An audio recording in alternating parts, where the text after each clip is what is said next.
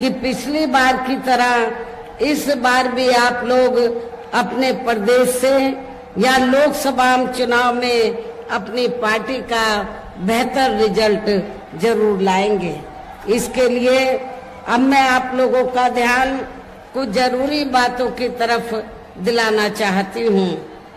और इस संबंध में विशेषकर मैं कांग्रेस, बीजेपी व इनके अन्य सभी सहयोगी दलों के बारे में ये कहना चाहूंगी कि आजादी के बाद शुरू में केंद्र व देश के काफी राज्यों में भी ज्यादातर सत्ता यहाँ कांग्रेस पार्टी के ही हाथों में केंद्रित रही है,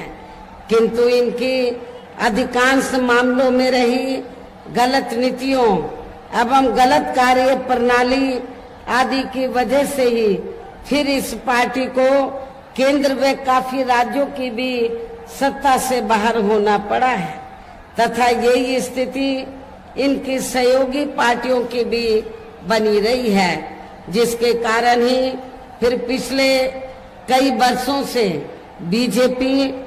व इनके सहयोगी दल केंद्र एवं काफी राज्यों की भी सत्ता में काबिज हो गए हैं, लेकिन इनकी भी ज्यादातर रही जातिवादी, पूंजीवादी, संकीर्ण, सांप्रदायिक व द्वेषपूर्ण नीतियों एवं कार्य प्रणाली आदि से तथा इनकी कथनी व करनी में भी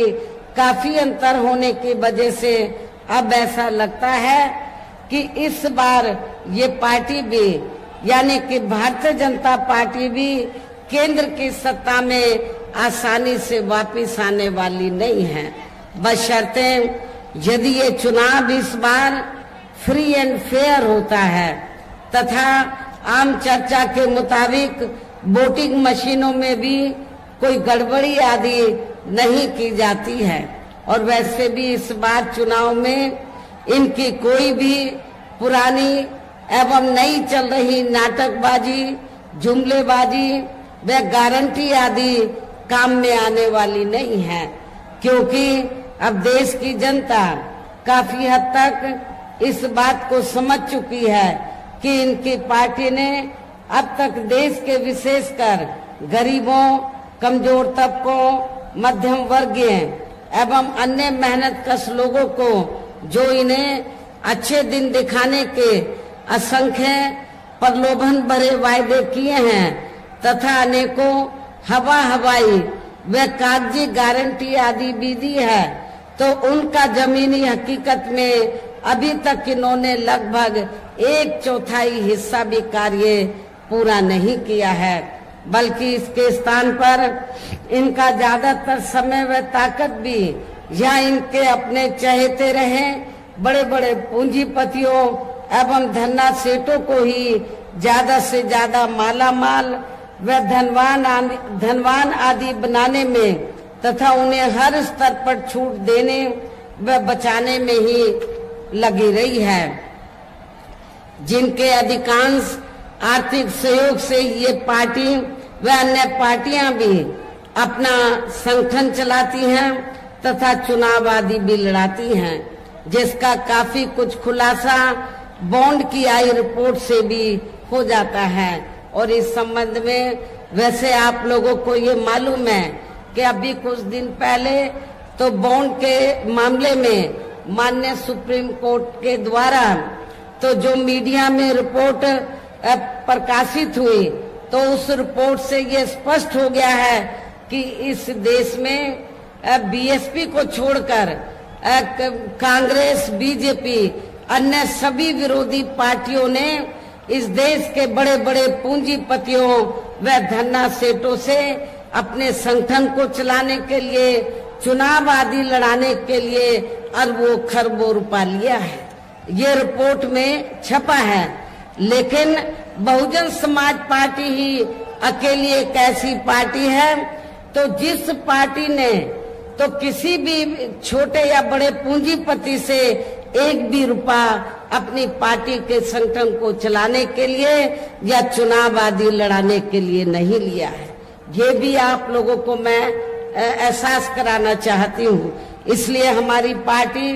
अपनी पार्टी के संगठन को जो चलाती है या चुनाव आदि लड़ाती है, तो हर साल हम मेंबरशिप के जरिए और मेरे जन्मदिन के मौके पर थोड़ा थोड़ा धन इकट्ठा करके, चुनाव के दौरान भी थोड़ा थोड़ा धन इकट्ठा करके,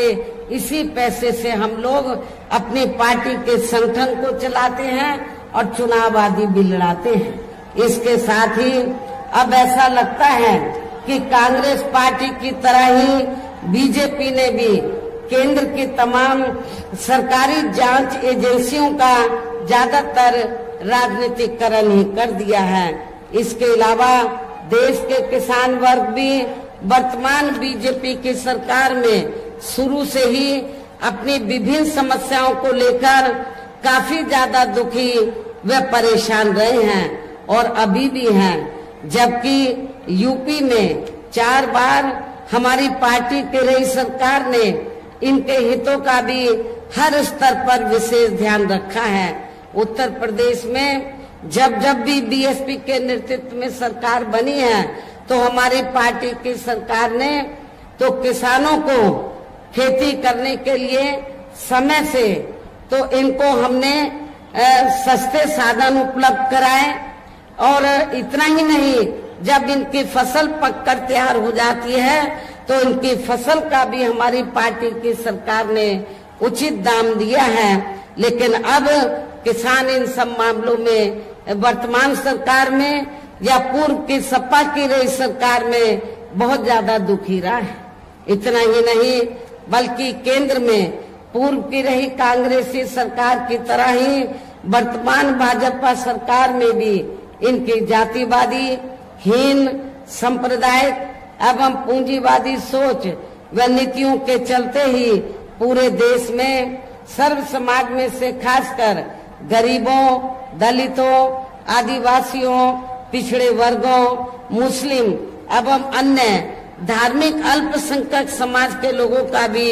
पूर्ण रूप से विकास व उत्थान आदि नहीं हो सका है। और इस संदर्भ में वैसे आप लोगों को ये मालूम है कि पूरे देश में यहाँ दलितों, आदिवासियों एवं अन्य पिछड़े वर्गों का सरकारी नौकरियों में वर्षों से अधूरा पड़ा आरक्षण का कोटा भी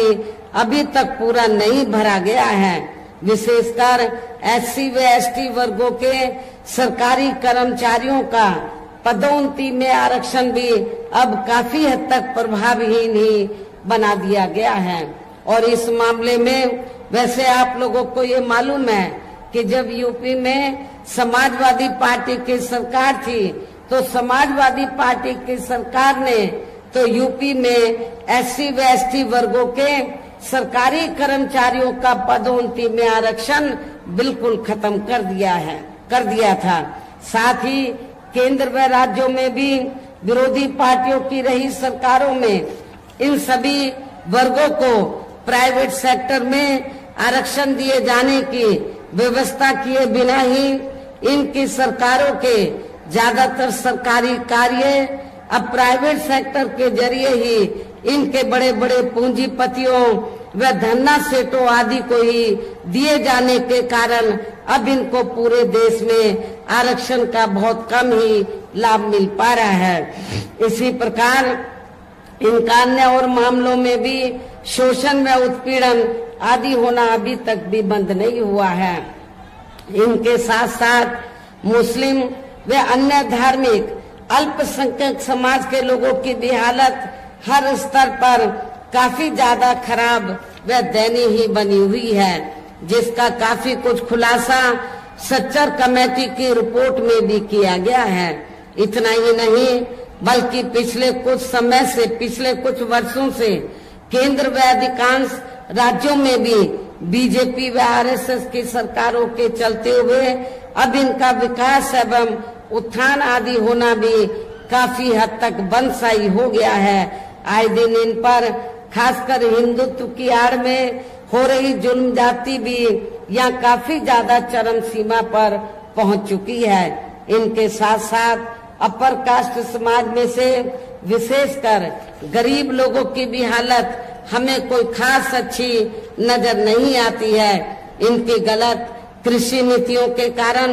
किसान वर्ग भी आए दिन आंदोलित ही रहता है। साथ ही इनकी गलत आर्थिक नीतियों की वजह से देश की अर्थव्यवस्था पर भी इसका काफी बुरा प्रभाव पड़ा है, जिससे यहाँ विशेषकर छोटे एवं मध्यम वर्गीय व्यापारी वर्ग भी काफी ज्यादा दुखी व परेशान है। और अब केंद्र में पूर्व की रही सरकारों की तरह ही वर्तमान भाजपा सरकार में भी यहाँ पूरे देश में गरीबी, बेरोजगारी एवं महंगाई आदि भी लगातार काफी ज्यादा बढ़ रही है। देश में हर स्तर पर फैला भ्रष्टाचार भी अभी तक खत्म नहीं हुआ है। ऐसे में अब आप लोगों को देश में हो रहे लोकसभा चुनाव में कांग्रेस, बीजेपी व इनकी सहयोगी पार्टियों को भी केंद्र की सत्ता में आने से जरूर रोकना है। जिनकी गलत नीतियों व गलत कार्य प्रणाली आदि को आप लोग काफी हद तक आजमा भी चुके हैं। ऐसी स्थिति में अब ये विरोधी पार्टियां इस चुनाव में भी किस्म किस्म के साम, दाम, दंड भेद आदि अनेकों हथकंडे इस्तेमाल करके केंद्र की सत्ता में आने की पूरी कोशिश में लगी हैं, जिनसे अपनी पार्टी के लोगों को हर स्तर पर काफी ज्यादा सावधान रहना है। और इस मामले में विरोधी पार्टियां अपने अपने पक्ष में हवा बनाने के लिए खासकर मीडिया, ओपिनियन पोल व सर्वे आदि का जो बड़े पैमाने पर इस्तेमाल कर रही हैं, तो उनसे भी अपनी पार्टी के लोगों को बिल्कुल भी गुमराह नहीं होना है। इसके साथ ही विरोधी पार्टियों के विभिन्न रूपों में जारी किए गए इनके हवाई व प्रलोभन भरे चुनावी घोषणा पत्रों एवं वायदों आदि के बहकावे में भी अपनी पार्टी के लोगों को कतई नहीं आना है, जिन्हें ये पार्टियां चुनाव खत्म होने के बाद ज्यादातर अमल में नहीं लाती हैं। और अब जिन पर से देश की जनता का अधिकांश विश्वास ही उठ गया है। यही खास वजह है कि हमारी पार्टी किसी भी चुनाव में अपनी पार्टी का कोई भी चुनावी घोषणा पत्र आदि जारी नहीं करती है। वैसे भी हमारी पार्टी किसी भी मामले में कहने में बहुत कम बल्कि कार्य करके दिखाने में ही ज्यादा विश्वास रखती है। और इस बात का सबसे बड़ा सबूत यह है कि उत्तर प्रदेश में 4 बार हमारी पार्टी के नेतृत्व में रही सरकार ने चुनाव में अपनी पार्टी के बिना कोई जारी किए गए चुनावी घोषणा पत्र के ही प्रदेश में आम जनहित में काफी कुछ ऐतिहासिक कार्य करके दिखाए हैं, जिनकी अब देश में अधिकांश पार्टियों की सरकारें काफी नकल भी कर रही हैं। जबकि इस मामले में हमारी पार्टी का ये कहना है कि यदि इन पार्टियों के स्थान पर केंद्र में हमें अपनी पार्टी की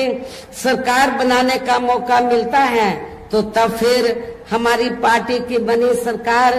केंद्र में यहाँ अब तक की रही सभी विरोधी पार्टियों की सरकारों